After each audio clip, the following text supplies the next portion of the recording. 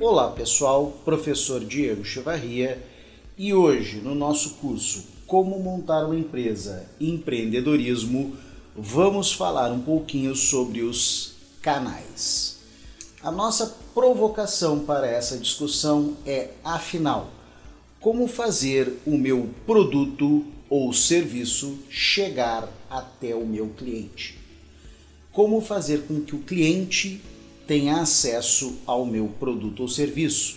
Especialmente como fazer o meu consumidor-alvo, o meu cliente-alvo, a minha persona acessar o meu produto ou serviço.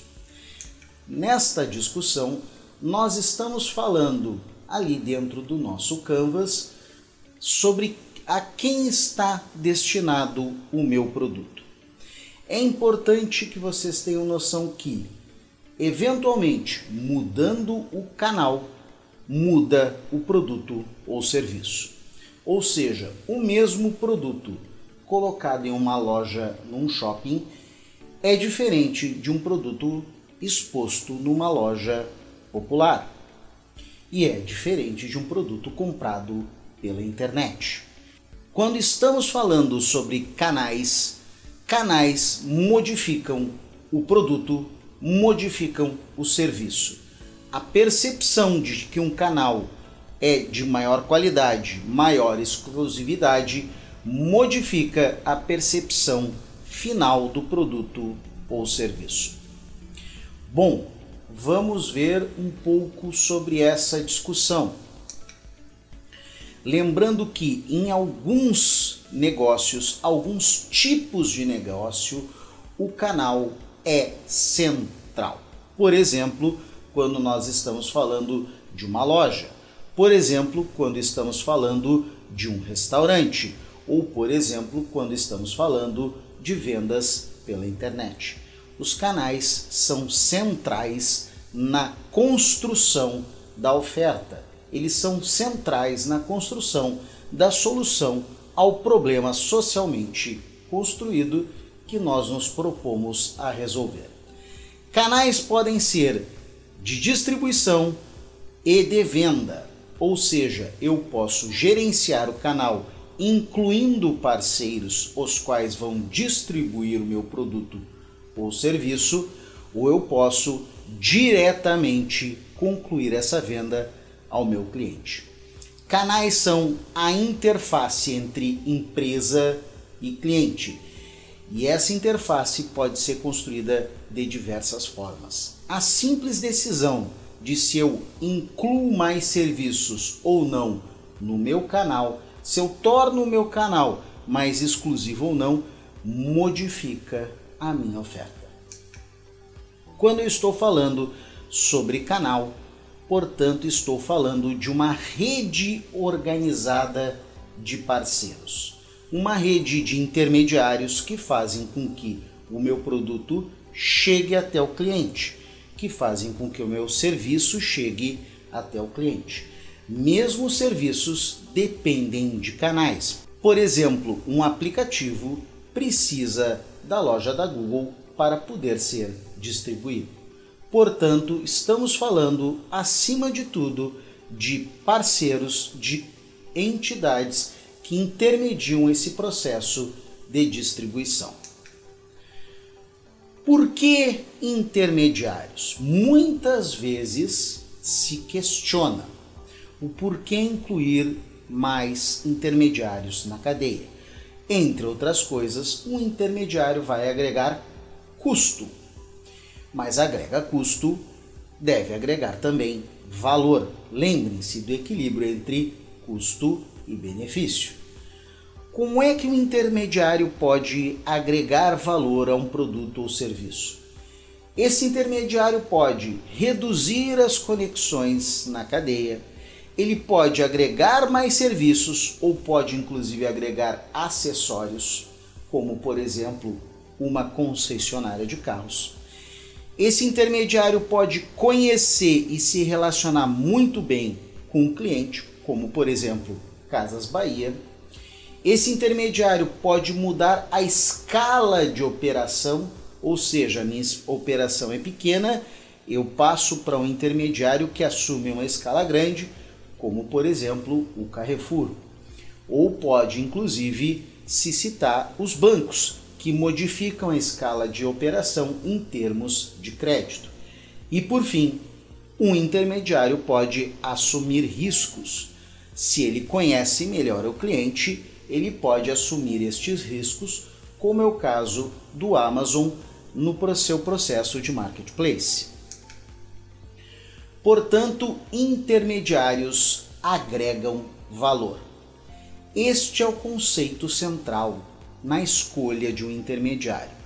Um intermediário tem que agregar valor. Aqui eu trago o caso da distribuição com intermediário no caso de uma bicicleta. Utilizando uma loja de bicicleta, utilizando um intermediário, eu consigo acesso a diversos produtos, os quais têm fabricantes, têm ofertantes diferentes. Agrega valor ao cliente. Da mesma forma, agrega valor ao produtor na medida em que tem acesso a esses clientes.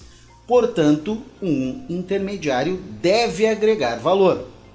Se ele não agrega valor, é interessante retirá-lo da cadeia. Existem diversas propostas de negócio que, entre outras coisas, se propõem a retirar intermediários da cadeia e, com isso, reduzir o custo ao cliente final. Lembre-se, custo não é apenas o custo financeiro, também é o custo de tempo, também é o custo em termos de risco. Portanto, tem que se ter essa noção de que para reduzir o custo ao cliente não é apenas a questão do dinheiro. Bom, intermediário deve agregar valor. Esta é a questão central. E um canal que agregue valor, ele pode ser, sim, muito eficiente. Quais são, então, as funções de um canal? Primeiro lugar, dar visibilidade ao produto e serviço. Dar visibilidade ao que eu estou colocando no mercado. Levar meu produto até o cliente. Não só levar o meu produto até o cliente, mas ajudar o cliente a consumir. Funcionar como um consultor do cliente.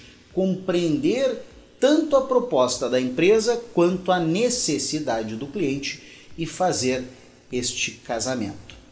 Não só levar como um consultor informação até o cliente, mas também possibilitar a estes que comprem, ou seja, eventualmente ter estoque, ter disponibilidade, ter possibilidade de entregar de pronta demão aos clientes. Em suma, um canal deve entregar a proposta de valor da empresa até os seus consumidores. Canal é uma questão essencial na discussão de um novo negócio, especialmente porque se existe uma coisa que é difícil para uma nova empresa construir, são seus canais de acesso aos clientes. Normalmente estes canais já estão lotados, estes canais já estão dominados por outros participantes. Portanto, é necessário conquistar espaço entre os demais concorrentes. Este é um processo que eventualmente pode levar algum tempo. E aqui eu coloco a consideração para vocês. Eu posso ter, portanto, um canal direto que conecta o produtor ao consumidor, que conecta o ofertante do serviço ao consumidor, ou eu posso ter canais indiretos. E nesses canais indiretos é que se coloca essa discussão sobre a necessidade de se agregar valor. Eu posso ter canais indiretos que vão se tornando cada vez mais complexos, com 1, 2, 3 ou até mais intermediários. Independente da quantidade de intermediários, é importante que se compreenda: o canal, cada intermediário deve agregar valor. Se não agrega valor, é menor eliminá-lo. Alguns fatores ao se pensar que canal usar, que canal adotar para o meu produto ou serviço. Primeiro lugar, característica do meu cliente. Quem é meu cliente? Como é que o meu cliente costuma comprar? Onde ele costuma gastar o seu dinheiro? Como ele costuma gastar o seu dinheiro? É importante eu compreender este cliente. Se o meu cliente costuma ir a um shopping, é no shopping que eu vou distribuir meu produto ou serviço. Se o meu cliente é avesso ao shopping ou costuma utilizar outros canais, é nesses canais que eu vou buscá-lo. Característica também do produto ou serviço. Como é que se dá o meu produto ou serviço? É um produto grande? É um produto que precisa de logística para transporte ou é um produto facilmente transportável? É um serviço que precisa interação direta com o cliente ou é um serviço que pode ser prestado à distância pela internet? Portanto, a característica do produto e serviço vai ser determinante na escolha do canal. Também a característica dos intermediários. Muitos canais já têm intermediários plenamente estabelecidos. É interessante para uma empresa que está ingressando no mercado adotar esses intermediários, inclusive conhecê-los, inclusive desenvolvê-los para que possa distribuir o seu produto ou serviço. É óbvio, muitas vezes intermediários já estão comprometidos com outros produtores. Portanto, há necessidade de negociação para a inserção nesse canal. Também é importante avaliar a característica dos meus concorrentes. Como é que eles atuam nesse mercado? E aqui vai uma discussão interessante. Muitas vezes, se eu modificar uma ou outra variável na forma como os meus concorrentes atuam nesse mercado, eu posso criar possibilidades de negócio muito interessantes. É o caso, por exemplo, da Tok-Stock. Ok, eu sei que nesse momento a Tok-Stock está em dificuldades, mas o modelo de negócio é muito interessante. Ela organiza a cadeia, gerenciando suas lojas e trazendo design a um preço justo. Lembrem-se da minha discussão sobre preço. Como ela faz isso? Eliminando alguns intermediários na cadeia. Ao eliminar os intermediários, inclusive ela mesma contratando o projeto e ela mesma eventualmente contratando a produção dos seus móveis, a Tok-Stock consegue ofertar mais por menos. Lembrem-se, mesmo uma oferta diferenciada precisa se preocupar com custos. Também é importante que se discuta, ao avaliar um canal, quais são as características do ambiente. Afinal, qual é o momento econômico? Quais são as mudanças culturais e sociais que estão acontecendo na sociedade? E quais são as mudanças tecnológicas? Nesse momento nós vemos uma discussão interessante em termos de canal, que é a possibilidade de, dentro de alguns anos, termos entregas automatizadas. Por meio, por exemplo, de drones, por meio, por exemplo, de caminhões drone. Ok, hoje pode parecer quase ficção científica, mas veja tudo o que aconteceu nos últimos anos. Se essa possibilidade se materializar, e existem empresas que estão investindo nisso, nós teremos uma mudança muito grande no processo de distribuição. Por fim, também é importante pensar em Qual é a empresa? Quais são as características da empresa? Algumas empresas são tão grandes que elas mesmas são o seu canal. Algumas empresas são tão pequenas que elas não conseguem se inserir nos canais normais. Há que se pensar sobre, afinal, qual é a empresa. Por exemplo, muitas vezes, quando uma empresa se insere num canal já estabelecido, este canal exige algumas condições para essa inserção. Entre elas, pode surgir a condição de pagar com maior prazo. Isso pode ser um grande problema para a empresa. Portanto, avalie como é que é a minha empresa, qual é a minha capacidade. Será que esse canal realmente é para mim? Também é importante que a empresa pense em que tipo de cobertura ela deseja. Aqui temos 3 tipos de cobertura.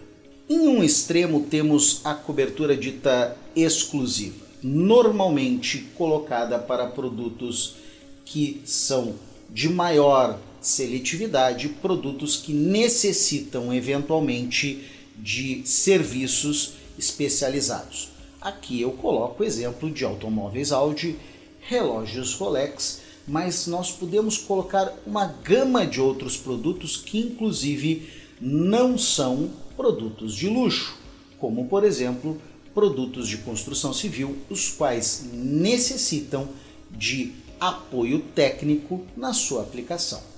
É o caso então de uma estreita relação entre produtor e canal. E sim, existe uma boa possibilidade de negócio ao se desenvolver tanto uma produção quanto um canal para esse tipo de produto. Também temos a condição de cobertura dita seletiva, em que se utiliza alguns intermediários ao mesmo tempo. Aqui coloquei como exemplo computadores Dell, os quais utilizam não só o contato direto com consumidores, mas também eventualmente de algumas lojas de varejo. A cobertura seletiva é interessante porque se pode também ter uma maior interação tanto com clientes quanto uma maior interação com distribuidores. É o caso, por exemplo, em que eu preciso ou é interessante acompanhar serviços dos meus produtos. No caso, por exemplo, de concessionárias de automóveis. Por fim, nós temos o tipo de cobertura dita intensiva. Aqui é o exemplo da Coca-Cola. Coca-Cola está disponível em todos os lugares. Coca-Cola tem que ser acessável em todos os lugares a todo momento. Porque Coca-Cola, como produto de consumo, necessita que seja consumida regularmente, diversas vezes. Você já tomou sua Coca-Cola hoje? Você sabia que a maior parte do marketing da Coca-Cola não é para fazer o consumidor conhecer o produto, mas sim para lembrá-lo de consumir? Mesma forma, diversos outros produtos de consumo, canetas Bic, creme dental Colgate e todos aqueles que nós encontramos no supermercado. São produtos que necessitam uma distribuição intensiva, porque a base desses produtos é um aumento do consumo. Quanto maior o consumo, melhor. Quanto maior o consumo, mais a empresa vai lucrar. Não existe uma percepção de queda de valor pelo aumento do consumo. Não existe restrição de produção. Portanto, é interessante para a empresa estar em todos os lugares. Aqui é importante que vocês pensem: o meu produto ou serviço, ele merece uma distribuição exclusiva, seletiva ou intensiva? Trago aqui também a possibilidade de se utilizar alguns sistemas contratuais. O mais comum sistema contratual é o sistema de franquias. Mas temos outros, como por exemplo cooperativas patrocinadas por varejistas e cooperativas patrocinadas por atacadistas. Aqui um comentário sobre o sistema de franquia. Principalmente esse comentário vai para se você está avaliando adquirir uma franquia. Franquia já foi um grande negócio. Desculpe aos meus colegas franqueadores, mas vou ser sincero. Visitei feiras de franqueadores nos últimos anos e se desenvolveu no Brasil um mercado de franqueadores. Empresas especializadas em desenvolver franquias e a maior parte dessas empresas com carteiras muito similares. Uma hamburgueria, uma empresa de material de construção, uma estética, e elas são colocadas ao mercado. Particularmente, no meu entendimento, sem o devido apoio em termos de capacidade de gestão e especialmente sem o devido apoio em termos de comunicação e construção de marca. Fica ao franqueado essa responsabilidade. Portanto, cuidado. Mercado de franquias hoje não é mais garantia de sucesso. Apesar desse senão, é importante colocar que é uma forma mais fácil de abrir um negócio, especialmente se você não tem experiência, especialmente se você é novo no mercado. Portanto, pode ser um bom caminho. Trago aqui o exemplo do McDonald's, que é um grande exemplo em termos de franquias, não só internacionais, mas também no Brasil. Sim, cresceu, teve sucesso, mas nem por isso deixou de ter alguns problemas. Tudo isso nós estamos discutindo na égide do varejo. O que é varejo? Varejo é quando eu vendo produtos diretamente ao consumidor final. Vendo normalmente para pessoas físicas e vendo normalmente em pequenas quantidades. Varejo é uma boa forma de ingressar no mercado. Lembrando que nesse momento que eu falo com vocês, os grandes varejistas brasileiros estão com grandes dificuldades. Em que pese essa questão, é importante falar para vocês que quando falamos de varejo, falamos em loja. E loja nós temos diversos tipos. O desenvolvimento de uma loja pode ser uma forma interessante de ingressar no mercado. Mesmo que o meu negócio seja produção, pode ser que seja interessante eu ter uma loja de marca. Por exemplo, o caso da Tramontina. E mesmo que o meu negócio seja um negócio virtual, pode ser que seja interessante a construção de lojas reais. Por exemplo, o caso da Polishop. Dentro dessa discussão sobre loja, nós temos inclusive lojas de serviços, como é o caso, por exemplo, de estéticas e restaurantes. Aqui eu cito os 3 principais tipos de loja. Nós temos as lojas especializadas, que se especializam em um tipo de consumidor ou um tipo de produto, e na qual eventualmente o consumidor já sabe o que vai encontrar quando for lá. E dentro dessas nós temos inclusive as lojas de marca, que são exclusivas para uma determinada marca. E nós temos também as lojas de consumo em massa, em que nós temos uma grande oferta de produtos, uma quantidade grande de produtos. São as antigas lojas de departamento que se atualizaram, se mantêm em grande volume de produtos, especializados em vender grandes volumes para grande massa de clientes. É interessante também colocar que recentemente nós tivemos algumas mudanças no varejo aqui no Brasil.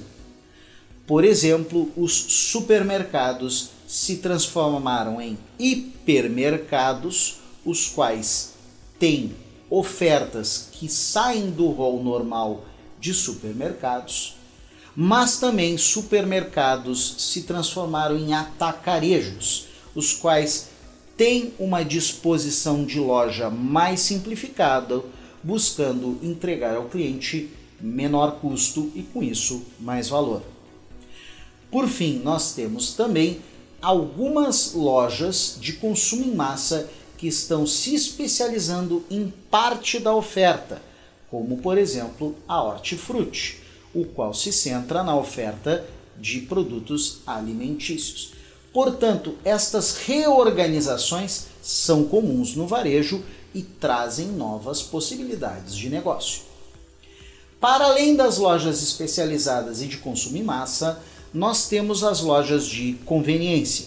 A loja de conveniência, ela normalmente ela traz o seu valor no momento do consumo. É aquela loja que fica aberta 24 horas. É aquela loja que tem produtos de forma mais acessíveis ao consumidor. Um tipo de loja de conveniência bastante recente e que eu acho muito interessante são as lojas automatizadas colocadas em condomínio.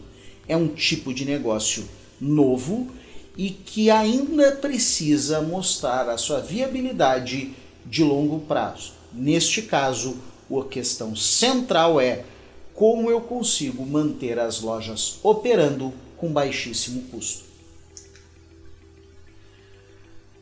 Tudo o que eu estou falando para vocês vem de uma percepção de que o varejo tem um ciclo.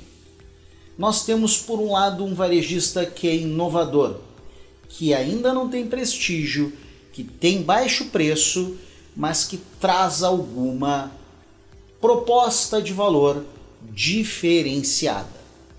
Esse varejista inovador, ele tende a crescer na medida em que seus clientes vão adotando o valor no qual ele está apoiando a sua proposta de negócio, e esse varejista inovador se transforma no varejista dito tradicional.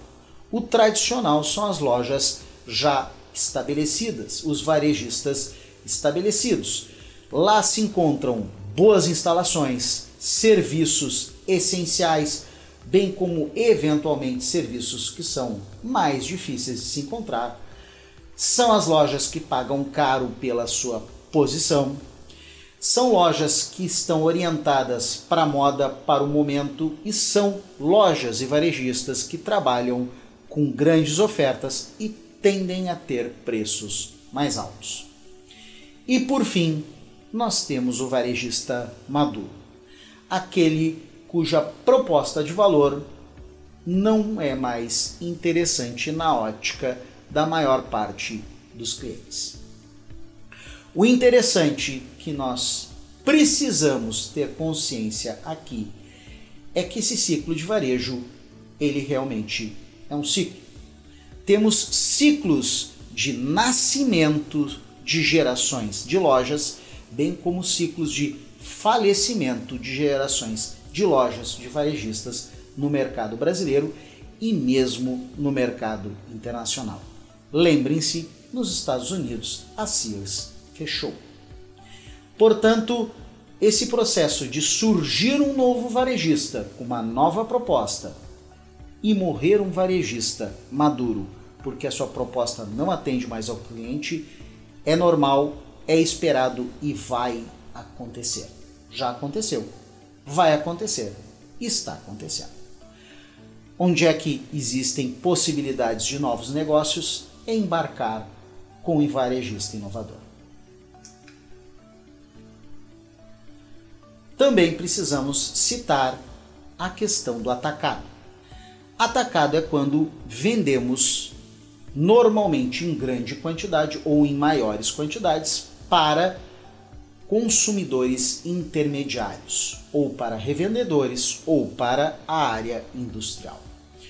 O atacado no Brasil é também uma fonte interessante de negócios, especialmente porque atacadistas têm maior facilidade de ingresso em novos mercados. Um atacadista, em especial, precisa entregar valor e no caso de um atacadista, normalmente o seu cliente será muito mais racional na hora de decidir a sua compra. O que é importante nós trazermos em termos de atacadista é que um atacadista precisa desenvolver uma oferta de marketing dupla. Tanto ele precisa desenvolver um marketing para atrair compradores, quanto ele precisa desenvolver um marketing para atrair vendedores. Ou seja, um atacadista ele está no meio do processo, no meio da cadeia, e ele precisa olhar para os dois lados. Afinal, ele é a ponta de conexão entre produtores e consumidores ou, eventualmente, revendedores. Quando estamos, então, falando na criação de valor de um atacadista, ele pode, portanto, para um produtor, atingir mais consumidores, fazer o produto chegar nos consumidores. É importante também que o atacadista transmita informações, diversas informações sobre o cliente. Quando nós falamos sobre informação, essa função de um intermediário de trazer informações, ela pode gerar, por exemplo, o chamado efeito chicote. Pequenas informações trazidas por usuários na ponta resultam em grandes resultados, grandes ações e grandes movimentos para trás. Um pequeno pedido, uma pequena falta na ponta resulta em uma amplificação do efeito no produtor lá atrás. É responsabilidade do atacadista gerenciar esse efeito e fazer com que ele não resulte numa sobreestocagem ao longo da cadeia. Portanto, um atacadista precisa reduzir os custos da cadeia como um todo, trazendo maior eficiência e maior conhecimento. Um atacadista também precisa gerenciar riscos. E esse gerenciar riscos, tanto para trás quanto para frente. Ele precisa gerenciar riscos, inclusive para os seus consumidores finais, trazendo, por exemplo, uma garantia de produto, respondendo inclusive pela qualidade do produto. Um varejista muitas vezes tem conhecimento do seu cliente, mas não tem como arcar com os riscos da cadeia. Um atacadista deve arcar com esses riscos. Portanto, um atacadista traz um valor essencial para um varejista, especialmente gerenciando e reduzindo custos e riscos.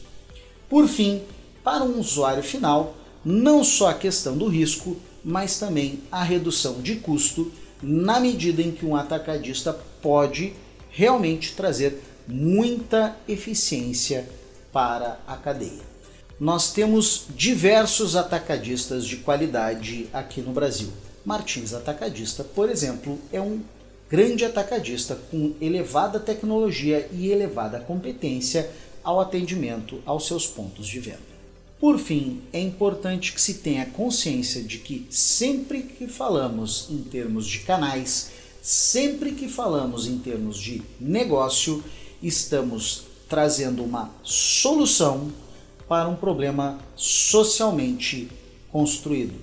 Portanto, é importante que se tenha consciência.